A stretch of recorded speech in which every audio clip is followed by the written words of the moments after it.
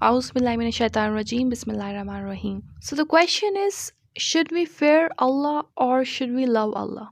Many people might follow Allah because they fear Allah, and many people follow Allah because they love Allah. So what is the best thing to do?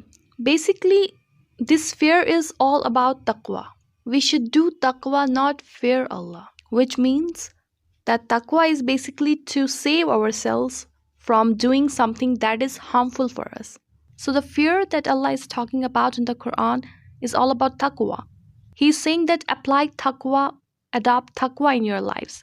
He doesn't want you to fear Him. He wants you to fear the punishment that He will give to the disobedient people. So He wants to save us from the punishment. That's why He says, fear me, which means to adopt taqwa, just stay away from the things that I have forbidden. And Allah says in the Quran that a believer loves me the most.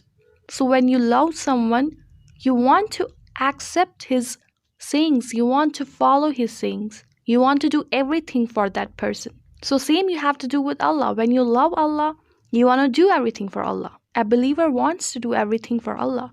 He wants to follow his every sayings. He wants to follow whatever Allah says in the Quran, and he wants to stay away from the things that Allah has forbidden. So your goal should be to love Allah. And when you love Allah, you automatically stay away from the things that are harmful for you. You don't want to disappoint Allah. You don't want to face anger of Him. And it's same as when we love our parents, we don't want to disappoint them. We don't want to face their anger. We don't want to hurt them. That's why we are obedient to them. We genuinely want to do things for them. And we want to avoid the things that may upset them.